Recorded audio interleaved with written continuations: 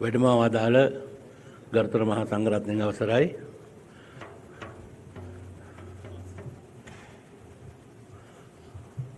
ගරුතර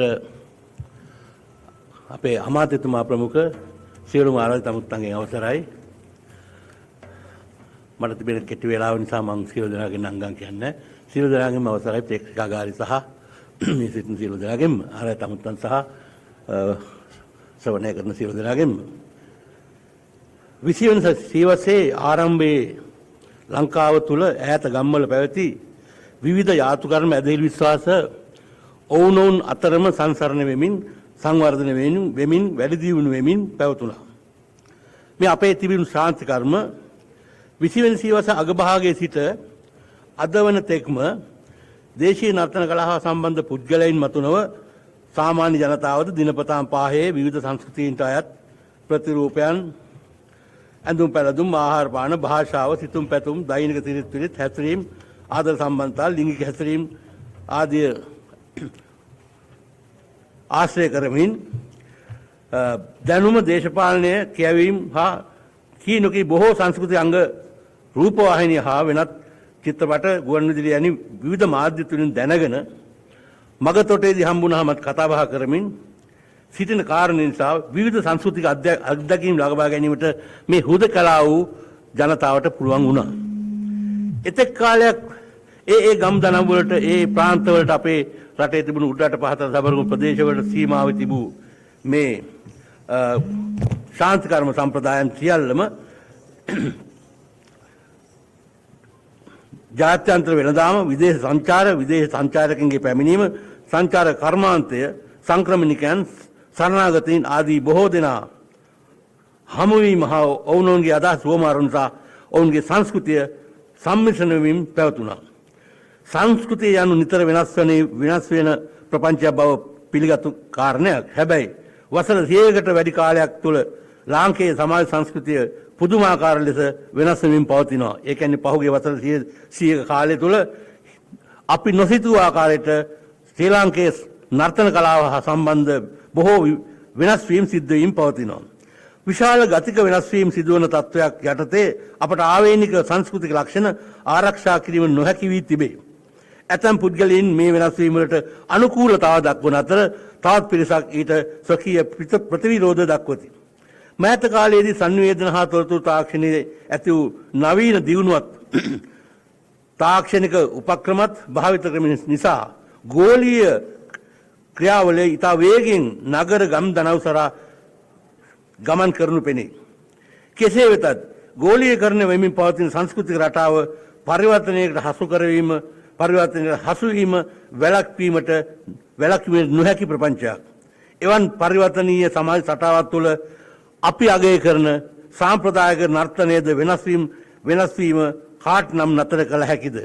එනයින් සලකන කල්හි අපේ මාතෘකාවට අදාළව ගෝලීයකරණය තුළ සාම්ප්‍රදායික නර්තනයට සිදු ඇති හා සිදු වෙමින් පවත්නා බලපෑම් ශ්‍රී ලංකාවේ සක්‍රිය ලෙස දැකගත හැකි රූපවාහිනී නාලිකා හා සෝෂියල් මීඩියා වලින් විකාශන වන වැඩසටහන් නිරීක්ෂණ කළොත් ඔබට පෙනේවි. මට ඒ සියල්ල මෙහිදී මේ කෙටි වේලාව තුළ පෙන්වන්න බැරි නිසා මම කෙටියෙන් කිව්වොත් අපි පොඩි කාලේ ගන්නවා ගෑනු ළමයින්ට විශේෂයෙන්ම ස්ථාන 5ක් දාලා ශරීරයේ ඒවා අම්මට හැර වෙන කාටවත් ස්පර්ශ කරන්න දෙන්න එපා කියලා. දැන් අපි හැමෝටම රූපවාහිනී දාපුවාම එමෙත අතේ තියෙන මොබයිල් එක විවෘත කරපුවාම ඒ අත ගන්න එපා කියපුවා තමයි අත ගන්න ඒවම පෙන්නනවා. ගෑනු මිනිස්සු නටනවා ඔබ පේන ඇත අයිස් වල නටනවා. මිරිකන් නැත්තනක් නෑ අල්ලන්නේ නැති තැනක් නෑ. ඒවා අපි දකිනවා සමාජයේ ભેදකින් තොර වාරණයකින් තොරව මේක තියෙන ප්‍රශ්නය වාරණයකින් තොරව බාල මහලු වැඩිමහලු සියලු දෙනාම එකසේ මේවා නරඹනවා. ඉතින් කෙසේ වෙතත් ගෝලීයකරණ ක්‍රියාවලිය ඉක්ුත් ආසන්න දශකවලදී අතිශය ප්‍රවේගීකාරීව අප ආක්‍රමණය කරලා තිබෙනවා. එහෙත් ගෝලීයකරණය තනිකරම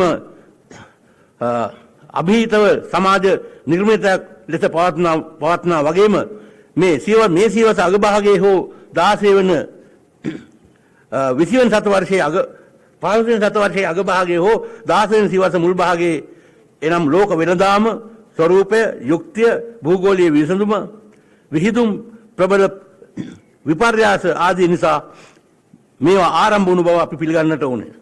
අපි බොහෝ ඈත අතීතයට ගොස් බලමු. 1875 එංගලන්තයේ එඩින්බරෝ ආදිපාදවරයා ප්‍රමුඛ බ්‍රිතාන්‍ය කිරීටයේ නිලධාරීන් ලංකාවට පැමිණියා. ඔවුන් පිළිගැනීම සඳහා දැන් අපේ ආරාධිත අමුත්තම් පිළිගැනීම සඳහා නර්තන කණ්ඩායමක් ඉදිරිපත් කළා. ඒ වගේ ඒ කාලේ හිටපු සුදු පාලකින් සහ කළු සුද්දන් අපේ සංස්කෘතිය විදේශිකයන්ට අවශ්‍ය ලෙස වෙනස් කරා. එතෙක් කොහොඹා කංකාරයට පමණ සීමාලා තිබිච්ච මේ උඩරට නැටුම අද අපි පිළිගන්න නටාපු නැටුම එදා මේ ආරාධිත අමුත්තන් සඳහා නර්තනය ඉදිරිපත් කරන්න කියලා නම් පෙරහැරක් විදියට පවත්වාගෙන එන්න කියලා බල කළා. පූජනීයත්වයෙන් තිබිච්ච නර්තනය ඒ සියලු බාධක බිඳගෙන මේ වගේ සමාජීය කටයුතු වලට ආරම්භ කරන්න පටන් ගත්තේ එදා.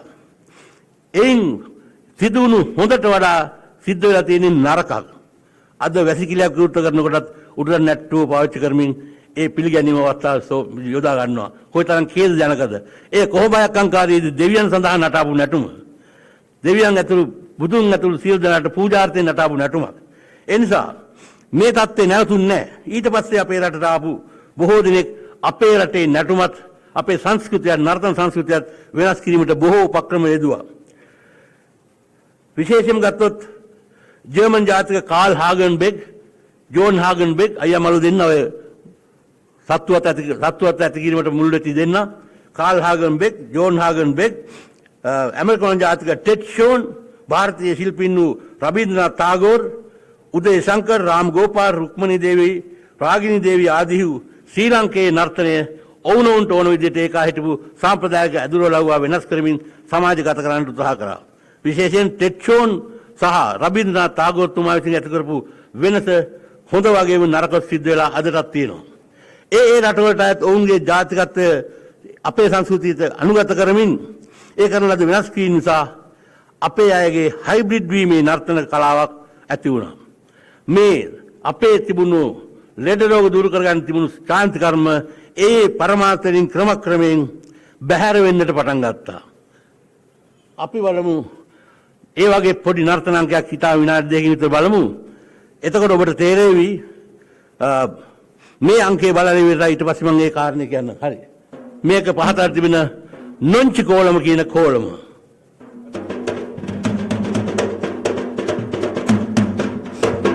නොංචි කලවරුනේ පුංචි වයසක් පසුනේ පැංචි මාලසිනේ නොංචි අක්කා එන්ට එන්නේ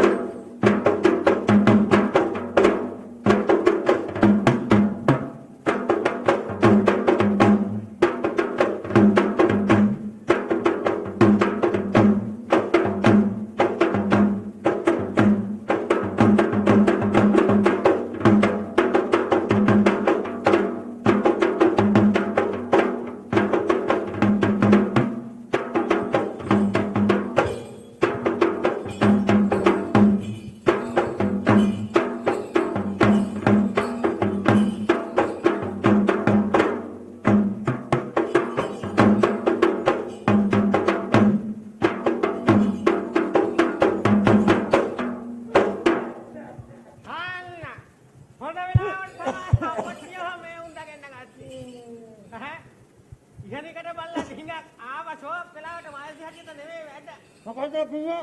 ආච්චියේ. ආච්චිය ඔව්. ආච්චිය පොච්චිය හූච්චිය. මෙතන.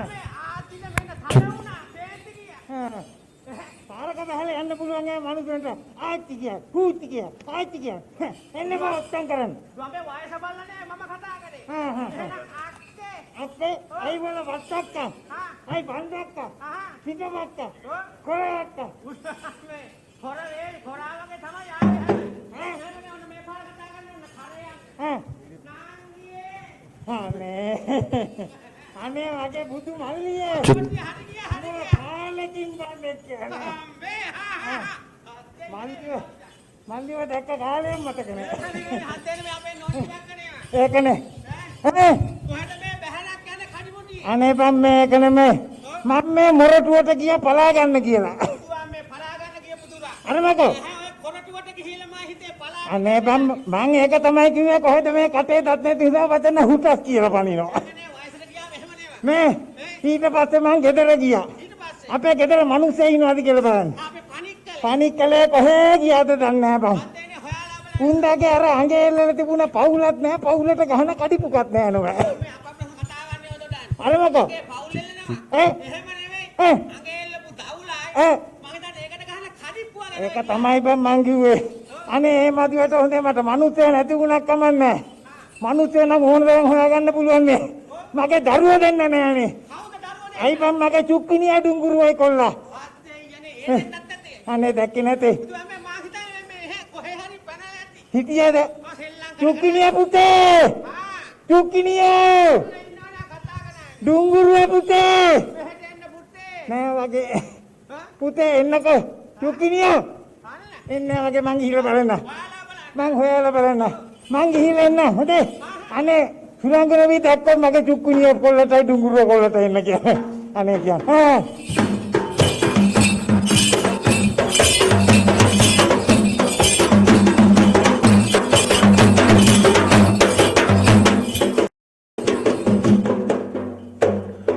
තොවිල් පොලේදී පැය කමාරක් විතර රංග දක්වන පෙළපාලියක එක චරිතයක් විතරයි මේ තිබුණේ. මේන් අපේ මේ අය පෙන්වන්න උත්සාහ කරා ගැමි නාට්‍යකරුවා ඉතා සියුම් විදිහේ ශෘංගාර රසයකුත් පවුල් කුටුම්බයේ තියෙන ප්‍රශ්නත් බොහෝ දේවල් මේකෙන් සාකච්ඡා කරනවා. දිගට අපිට කතා කරන්න වෙලාවක් නැති හින්දා ඒක පෙන්වන්නට වෙලාවක් නැහැ. හැබැයි දැන් මම මේක ඔබට ඉදිරිපත් කළේ අද නූතනයේ නාලිකා හරහා සහ වෙනත් තැන්වල ඔබට බැලිය හැකි මා කියන දේ මේක කොයිතරම් විකෘති කරලා තියෙනවද කියන එක ඔබට බලන්න පුළුවන්. මේක තමයි තියෙන ප්‍රශ්නේ. ඒක නවත්තන්න අපිට බැරි බව ඇත්ත. හැබැයි එයින් වෙන්නේ මේ යුගයේ මේ විදිහට වෙනස් කරලා තියෙනවා නම් අවුරුදු 10ක් ගියාට පස්සේ මේ මූල බීජයවත් හොයාගන්න බැරි තරමට වෙනස් වෙලා අපිට ආවේනික නැති අපේ නොවන නර්තනාංගයක් ගැමි නාටක අංගයක් බවට පත් වෙනවා. මේ නාටක අංග බලලා තමයි මහාචාර්ය සරච්චන්ද්‍ර මහත්තයා වගේ අය අපේ නාට්‍ය කලාවේ අක්මුල් සොයාගෙන ගියේ. ඒ ආරම්භයේ ඒවා අක්මුල් නැති වෙලා යනවා තව ටික කාලයකදී. කෙසේ වෙතත් දීර්ඝ කාලයක් තිස්සේ සිංහල ජන සමාජය හා අන්‍යෝන්‍ය සබඳියාවකින් පැවති උඩරට පහතරට සබරගමු සාම්ප්‍රදායික නර්තන කලාව ක්‍රමානුකූලව උසස්සේ සම්මත පවුල් අතරත් ධනවත් පුද්ගලයන් අතරත් පුද්ගලික සංවිධාන දේශපාලන බලය බෙදා හැරීමේ උත්සව ආදී බොහෝ බහුපාර්ශවීය සංවිධානවල අපේක්ෂාවන්ට නතු කරගෙන තිබේ. මේ සියල්ල මුදල් මත පදනම් වූ සමාජ සංස්ථාවන්නේ. ඒ නිසා වසර 100 ගණනක් ඈත ගම් දනව්වල ජීවත් වූ අහිංසක මිනිසුන් ඔවුන්ගේ ලෙඩ රෝග උත්සව කෘෂිකාර්මික කටයුතු ආදීටත් පෞද්ගලික රෝග ව්‍යාධි ආදීටත් පිළිමයක් ලෙස පවත්වාගෙන ආපු ශාන්ති කර්මවල ව්‍යුහය මුළුමනින්ම වෙනස් වී තිබේ. එහෙත්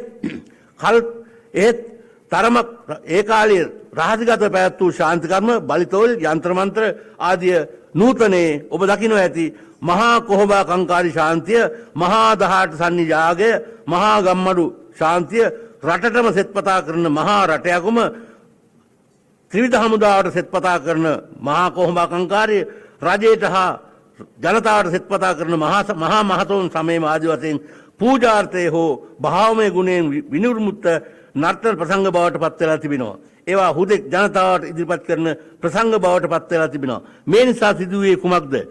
රැයක් එළිවෙන තුරු ඔවුන් පෙන්වන්නේ මිනිස්සුන්ට රසාස්වාදය ගෙන දෙන නර්තනාංග කීපයක් පමණක් පෙන්වනවා පැය ගාණක් දිගට. එහි පූජාර්ථය හෝ ඒ ශාන්ති කර්ම වලින් අපේක්ෂිත අපේක්ෂිත අරමුණු ඉෂ්ට කර ගැනීමේ අවස්ථාවක් එයින් පෙන්වන්න. ඒ නිසා සාම්ප්‍රදායික ශිල්පීන් දැන් පුරුදු වෙලා තියෙනවා මේ ශිල්පය ඉගෙන ගන්න නැතුව ලෙඩ රෝග දුව කරන්න වෙන ක්‍රම හොයාගන්න පුළුවන් කියලා හිතාගෙන මේ ශාන්ති කර්ම වල තියෙන මත මේ අනන්‍යතාව තියෙන සංස්කෘත ලක්ෂණ ඉවත් කරලා ප්‍රසංගයක් ලෙසට මේවා ඉදිරිපත් කරන්නට පුරුදු වෙලා තියෙනවා. උදාහරණයක් ගත්තොත් රටටම දැන් නානමුර පෙළපාලිය එහෙම නැත්නම් රටයකම කියන ශාන්ති කර්ම කරන්නේ දරුවෝ නැති කාන්තාවන්ට දරුවෝ ලබා ගැනීම සඳහා. ඒක දීර්ඝ ශාන්ති කර්මයක්. මනෝවිද්‍යාත්මක බොහෝ උගතුන් විග්‍රහ කරලා තියෙන ශාන්ති කර්මයක් රටයකම කියන එක. දරුවෝ නැති කාන්තාවන්ට දරුවෝ ලබා ගැනීම සඳහා කරන එක. ඉතින් රටටම සෙත්පතා මහා නානුවර මංගල්‍ය සහිත මේ රටයකම කරපුවම මුළු රටේම ඉන්න ගෑනුන්ට දරුවෝ හම්බෙනවද? මුළු රටේම ඉන්න කාන්තාවන්ට දරුවෝ හම්බෙනවද එහෙම කරපුවාම? ඒකේ මූලික පරමාර්ථ සම්පූර්ණයෙන් වියකී යනවා. සොකරි කෝලම් ගත්තත් මේ ශාන්ති කර්ම ගත්තත් මේ අත්‍යවශ්‍ය ඉරණම අතිශය ඛේදජනකයි. ඒ නිසා මේ தත්ත්වය වළක්වන්න බැරි වුණත් අපි බලමු තවත් එක අංකයක් ඒ වගේ එකක්. නානුමුරේ මේක එන්නේ පහත සම්ප්‍රදාය මම මේ කියපු විදිහේ රටයකම ශාන්ති කර්මයේ තියෙන මේ දරුවෝ නැති කාන්තාවන්ට දරුවෝ ලබා දීම සඳහා කරන ශාන්ති කර්මයක්. මේකෙදි මේ රිද්දි බිසව කියන බිසව නාලා පිරිසුදු වෙලා තමන්ගේ ගෘහ ජීවිතයේ අනික් කටයුතු කරන්න සූදානම් වෙනවා. නැත්නම් ලිංගික ජීවිතයේ ගත කරන්න පෙර මේ මට වෙන විදිහකට මේක කියන්න විදිහක් නැති නිසා ඒ කාලේ මිනිස්සු ඉගන්නුවා මේ පෞල් ජීවිතය ගත කරනකොට ඉන්න ඕන ආකාරය. ඒ නිසා මේ රිද්දි බිසව චරිතයක් දාලා වුන් හොඳ නාලා පිරිසුදු වෙලා සුවඳ සමන් ගාලා අද කාලේ හැටියට හායි හායි කියලා ඒ විදිහට සූදානම් වෙන අංකයක් තියෙනවා. මේකේ අපි බලලා ඉමු ඉස්සලා මේ නානුමුර පෙළපාලිය අපි බලලා ඉමු මේ ගැන කතා කරන්න ඉස්සලා. හරි.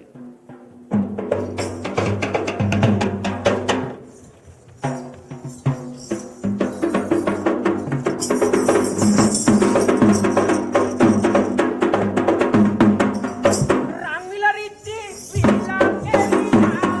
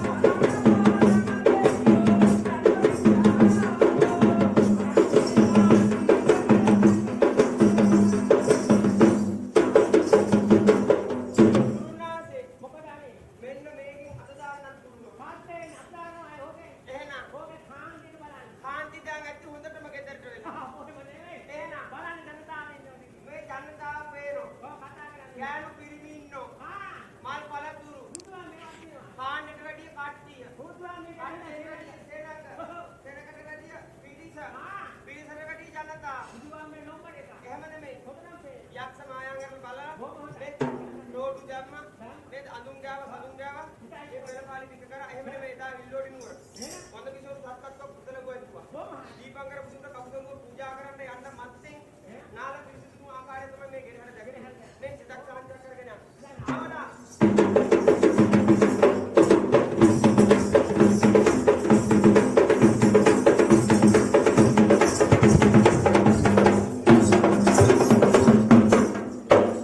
සාම්ප්‍රදායික තොවිලේදී මේ පෙළපාලියේදී දෙපිට කැපෙන වචන ඒ වගේ පොඩි පොඩි ඉංගිතයන් ඉදිරිපත් කරලා ප්‍රේක්ෂකයා තුළ රසයක් සතුටක් වින්දනයක් ඇති කිරීම තමයි උත්සාහ කළේ. හැබැයි අද නූතන වෙනකොට මේ පෙළපාලිය ඔබට බලන්න පුළුවන් ඔබේ අතේ තියෙන මේ මොබයිල් එකෙන් දැන් උනත් බලන්න පුළුවන් මේ පෙළපාලිය ඉදිරිපත් කරන නාම මුරේ කියලා මේ සඳහා අපේ සම්ප්‍රදායේ ඉන්නේ පිරිමි තමයි ගෑනු විදිහට ඇඳගෙන නාන්නේ. නමුත් ඒ පෙළපාලිය වල තරුණ ගෑනු ළමයි ලස්සන ගෑනු ළමයි තමයි නාන්නේ. ටිකක් වෙලා නානකොට ඒගොල්ලෝ රෙදි ඉල්ලේ. ටිකක් වෙලා ගියාම තනපටත් ඉල්ලේ. සලුපට අහසට. දැන් මේ මොබයිල් එකේ තියෙනවා මේ ටික. කිසිම වාරණයක් නැතුව අපිට බලනවා. මේ මට්ටමට මේ පෙළපාලි හදාගෙන තියෙනවා. ඒ නිසා මේ වගේ පෙළපාලි ගොඩක් තියෙනවා. මේ වගේ තියෙන නාට්‍යමය පෙළපාලි ඒ සියල්ල ඊටාම නරක විදියට වෙනස් කරගෙන තමයි ඉදිරිපත් කරන්නේ. හැබැයි අපේ බොහෝ දෙනා ඒක නරඹුම් වාර ගන්න බලපුවම ලක්ෂ ගන්නට නරඹුම් වාර බලලා තිනවා. ඒක නිසා දැන් අද සාම්ප්‍රදායික මේ පෙළපාලි නැටුවට කෙනෙකුට දැනෙන්නේ නැහැ. මොකද මෙයාට මේ කතා කරන භාෂාව තේරෙන්නේ නැහැ. සිංහල වුණාට මේ දෙපිට කැපෙන වචන වල තේරුම් ගන්න ටිකක් වෙලා යනවා. ඒක තේරෙනකොට තව වචන ගොඩක් කියලා ඉවරයි. එදා ගමේ මේ අයට මේ ප්‍රශ්නේ ඇතුන්නේ නැහැ. ඒ ගමේ අයට මේ භාෂාව තේරුම් නිසා මේ රසය වින්ද හරියට ඒ කාලේ. අද වගේ රසාස්වාදන මාධ්‍ය ගොඩක් නැති කාලේ තිබුණ එකම මාධ්‍ය මේ වගේ මාධ්‍ය. ඒ නිසා ඒගොල්ලෝ රස වින්ද භාෂාව තමන්ගේ භාෂාව. ඒ නිසා ඒකිනුත් රස වින්ද ඒ தත්ත්වය මුළුමනින් අද වෙනස් වෙලා සම්පූර්ණ මේ පෙළපාලි වල ස්වභාවය ශාන්ති කර්ම වල පෙළපාලිය උඩු යටුගුරු පෙරලිලා අපට අපේම යයි කිව හැකිය තිබූ බොහෝ දේවල් දැන් ටිකින් ටික අයින් වෙමින් තියෙනවා. පුද්ගල ලෙඩ රෝග දුරු කර ගැනීම සඳහාත් විනෝදාස්වාදයේ උදෙසාත් අස්වැන්න සාර්ථක කර ගැනීම සඳහාත් ඇවතුම් පැවතුම් චාරිත්‍රවාද සහ නැකත් අනුව කළ ශාන්ති කර්ම හුදු නර්තන ප්‍රසංග බවට පත්වීම කොතරම් ශෝක දනකද. මේ නිසා අතීතයේ 33 පැයක් සත් දිනක් දින 3ක් ආදී වශයෙන් පැවැත් වූ අපටම ආවේනික ශාන්ති කර්ම අද එඩිටඩ් වර්ෂන් වෙලා පැය 2-3කට සීමා වූ නර්තන ප්‍රසංග බවට පත් වෙලා තියෙනවා. නිසි වයසට විවාහයක් කරගත නොහැකිව ඉතාම දුක්බරව ගත කරපු තරුණියක් ඇගේ ලිංගික ආස්වාදනය නොලැබීම නිසා ඇතිවන මානසික ආතතිය දුරු කිරීමට එදා පැවැත් වූ රතිමදන යාගය හෝ වැඩිවියට පත් දරියකට ඉදිරි ජීවිතයේ පතුතාව ආරක්ෂා කරමින් ගත කරන ආකාරය කියා දෙන කොටහළු යාගය හෝ දරුවන් නැති කාන්තාවන්ට දරුවන් ලබා දෙන රටයකම හෝ ගැහැණු පිස්සුවෙන් ඔළුව ඔද්දල් වූ තරුණයන්ට වැළඳෙන මදන ගාය නැති කිරීමට පවත්වන මෝහිනී රංග විලාස අද දැක ගැනීමට නොහැකි තත්ත්වයක් උදා වෙලා තිබෙනවා. මේවාට අද වෛද්‍ය ප්‍රතිකර්ම තිබෙන බව සැබෑ. හැයිත් අතීත සමාජය තුළ මේ තිබුණු මේ බොහෝ දේවල් තිබුණේවා සුව කරගත්තේ බටහිර වෛද්‍ය ක්‍රමයෙන් නොවේ. ඒ කාලේ තිබුණු මේ ආයුර්වේද වෛද්‍යකමෙන් සහ මේ ශාන්ති කර්ම ආශ්‍රයෙන් තමයි මේවා දුරු කරගත්තේ. ඒවා නමුත් අද වෙනකොට ඒවා අපට දකින්න ලැබෙන්නේ තාම විකෘති වෙච්ච ආකාරයකට තමයි දකින්න ලැබෙන්නේ. අපි බැලුවොත් රතිකම් බලය කියන එක බැලුවොත් දැන් තරුණ පිරිනවයින්වත් තරුණ වයසේදී නොගුත් හීන පේන රැයට ඉතින් ඒකට විවිධ කාරණා තියෙනවා. ගෑනු ළමයින්වත් එහෙම තමයි. මේ නීසි වයසේදී විවාහෙන් බැරුණොත් මේ තත්ත්වය ඇති වෙනවා. ඒ නිසා රතිකම් බලය කියලා බලයක් හම්බනවා. ඒකෙදී අද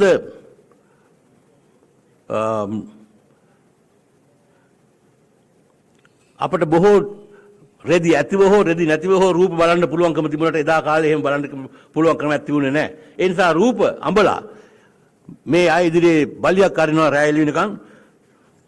සත්වියතකේ තුන්වියතක් මැසි පුලුලුද ගන්නේ නුදුරේ කන්‍යා රුවක් තනන්නේ හිමිලංග කන්‍යා රුවසත පන්නේ ගන්තොට ගින්තොට දීලඩ වන්නේ තුන් සැන්දවේ කෙල ඇවිදින්නේ රතිකම් වේදය කවුද අසන්නේ රතිකම් යකුනේ කෙලිපුද ගන්නේ රතිකම් යකුනේ කෙලිපුද ගන්නේ කියලා මෙහෙම මේ විප්‍රලම්බන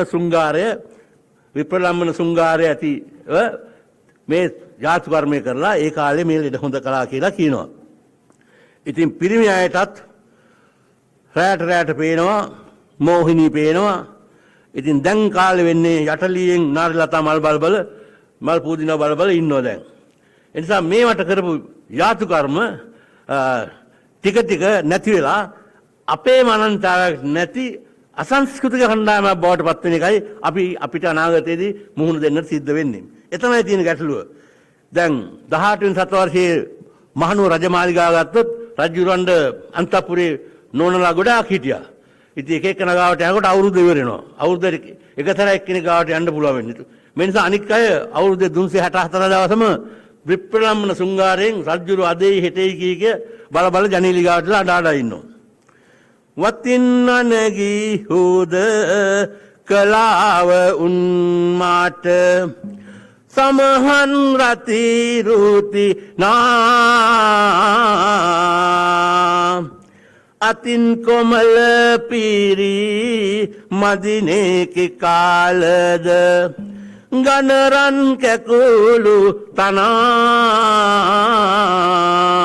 ඔහොම කීක තමන්ම ඒ වැඩේ කර ඉන්නවා. අපිට තියෙන ගැටලුව මෙතනදී සාකච්ඡා කරන ඒවා තමයි දැන් ඉන්න පොඩි ළමයිනුත් කියවන්නේ, පොඩි ළමයිනුත් බලන්නේ, තරුණ අයත් බලන්නේ, ලොකු අයත් බලන්නේ. කවුරුත් එකතු වෙලා පවුලේ සියලු දෙනා එකතු වෙලා නෙමෙයි හොරෙන් බලන්නේ. මේවා තමයි ලොකු ළමයි දොරවල් වහගෙන. ඒ නිසා මේ ගෝලීකරණ ඉතාම හොඳ යහපත් වැඩක්, ඉතා හොඳ දේවල් එකකින් අනන්තවත් සිද්ධ වෙනවා. අපේ නර්තනයටත් සිද්ධ වෙනවා, අපේ සංස්කෘතියටත් සිද්ධ වෙනවා. ඒයින් සිද්ධ වෙන හානිය ඉතාම බරපතලයි. අපි ඒ සඳහා කිසියම් ක්‍රමවේදයක් අනුගමනය කරන්නේ නැහැ. අපි ඒකට උපක්‍රමයක් යොදන්නේ නැති එකයි මෙතන මම සාකච්ඡා කරන්න පටන් ගන්න.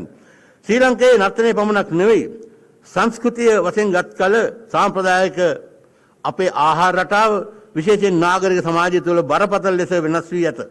විශේෂයෙන් නූතන තරුණ හා ළමා පරපුර අතර සාම්ප්‍රදායික ආහාර ගැනීම පරිභෝජන ඉතා විශාල වශයෙන් වෙනස් වෙලා තිබෙනවා. ඔවුන් සම්ප්‍රදායික නැටුම් බැලීම, ජනගායන ඇසීම, පැල් කවි, කරත්ත කවි ආදී වශයෙන් තිබෙන ජන කවි ඇසීම, ජන කතා ඇසීම කවදාවත් නොකරන නමුත් ඔවුන් විවිධ භාෂාවලින් රචිත වෙනත් කතා කියවන්නට පුරුදු වෙලා තියෙනවා. කවුරුවත් ලංකාවේ පූර්ව හොරා කරෙන් දැනී කතාව හෝ ලබ්බ ඇතින තොවිලේ හෝ කියන කතාව අහලා නැතුව ඇති. එහෙත් ඔවුන් ලෝකේ තියෙන ඕනම කතාවක් අහලා තිනවා අපේ රටේ කතා කලාවේ තියෙන කතා ඇරෙන්න. ඒ නිසා සංස්කෘතික වශයෙන් ගත්තහම බටහිර චර්යා රටාවන් හා බැඳුණු සිරිත් පිරිත් ගති පැවතුම් ආහාර පාන ව්‍යාප්ති වී ඇත. එපමණක් නොව අන්තර්ජාතික ත්‍රස්තවාදී බලපෑම් නිසා ගෝලීකරණය තවත් අනිසි ප්‍රතිඵලත් අපට ලැබිලා තියෙනවා. නූතන තරුණ පරපුර නටන්නේ මේ අපේ නැටුම්ද නූතනය වෙනකොට. ඔබ දකින්න ඇති විවිධ අය නටනවා. ඒවා නටනවාද දඟලනවාද කියලා අපි කාටවත් තේරෙන්නේ නැහැ. ඉතින් අපි මෙවැනි වටිනා කලාවක් අපි ළඟ තිබිද්දී වුණත් මට වෙලාවකට හිතෙනවා විවිධ විද්‍යුත් මාධ්‍ය නාලිකා බලනකොට මට නම් පේන්නේ අපේ නූතන පරපුර විශාල ප්‍රමාණයක් මානසික රෝගයකින්, මානසික ආතතියකින් පෙළෙනවාද කියයි. මක් නිසාදයක් බත්මාළු, එළවලු, පලාකොළ, අලබතල, මුං ඇට වැනි දේශීය ආහාර පළතුරු ආදී අනුභව නොකරන ඒ ඇත්තෝ කන්නේ මොනවද? වෛද්‍යවරු කන්නට එපා කියන දේවල්මයි ඒ අය ආහාරය සඳහා ගන්නෙ. මෙච්චර ලස්සන නැටුම්, ගැයුම්, වැයුම් තිබෙද්දී ඔවුන් කරන විකාර ඔබ දැකලා තිබෙනවද? මම කනගාටු වෙනවා මේක කියන්න උනත්, නමුත් මට කියන්න සිද්ධ වෙනවා. ඔබ බලන්න කෙටි අටඇඳුමක් විතරක් ඇඳගත්තු ගෑනු ළමයි, ඒ වගේම චූටි ඇඳුමක් ඇඳගත්තු කොල්ලන්ගේ කකුල් දෙක අසෙන් ගිහිල්ලා උඩු බැලට හැදලා පැද්දි ඉන්නව ඔබ දැකලා තියෙනවද? ඕන වෙලාවක බලන්න පුළුවන් මේ නාලිකාවල මේවා. මේවා තමයි රටේ ජනප්‍රිය වෙලා තියෙන්නේ. ඔවුන්ගේ ඇඳුම් ඇඳගෙන ඉන්නේ අර ලෝක චාරිත්‍රයෙන් බේන නඩු දානකින් බේරෙන්න පමණයි. ඉතින් ඒ නිසා තරුණ කාන්තාවන් කොල්ලන්ගේ දෙපැරන් අතර රින්ගෙන එක හෝ තරුණ ගෑනු ළමයි කොල්ලන්ගේ කරේ නැගෙන ඉන්න එක හෝ ප්‍රසිද්ධිය පෙන්වන තරම් අපි නිර්ලජ්ජා වී තිබෙනවා කියලායි මගේ නම් අදහස. අපි බලමු අතීතයේ තිබුණා සන්නි කියලා જાතියක්. මොනවාද සන්නි කියලා කියන්නේ? අපිට මිනිසුන්ට හැදෙන ලෙඩ දැන් නම් අපි අද ස්කෑන් කරලා විවිධ උපක්‍රම කරලා ලෙඩ මොනවද කියලා හොයා ගන්නවා. ඒ කාලේ එහෙම ක්‍රමයක් තිබුණ නැතිනම් ලෙඩ අඳුනා ගැනීමේ ක්‍රමවේදයක් තිබුණා. ඒවට කියනවා අපි සන්නි කියලා. අර මහා 18 සන්නි ආගේ එහෙම කියලා කිව්වේ ඒ සන්නි 18ක් එමෙන්න රෝග 18ක් පාලි 12ක් පාලි කියන්නේ ලෙඩ මේ විවිධ ලෙඩ පෙන්නලා ආතුරයට ලැබිලා තියෙන ආතුරයට වෙලා තියෙන ලෙඩේ මොකද්ද කියලා අඳුනා ගැනීමට කරන එක. ඒකෙදි වෙඩි සන්නි කියලා සන්නියක් තියෙනවා. අපි ඒක පොඩ්ඩක් බලමු. තෝරන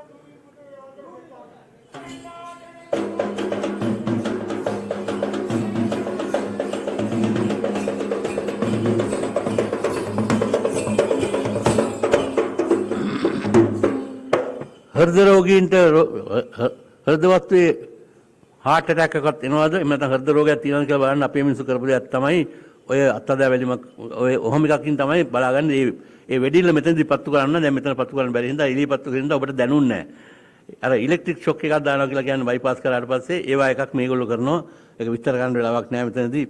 අපි වෙන වෙලාවක බලමු. කොහොම වුණත් මෙතන ඉන්න කාන්තා පාර්ශවයේ කවුරුවත් මං හිතන්නේ වැඩි වෙ පැමිණලා නැතුව ඇති. මේගොල්ලෝ බිග් ගර්ල්ස්ලා වෙලා තියෙන්නේ. වැඩි වෙ පැමිණිච්ච අය නැහැ මෙතන. ලොකු ළමෙක් වෙච්ච අයත් නැහැ. කොහොම බිග් ගර්ල්ස්ලා වෙච්ච අය ඇත්තේ.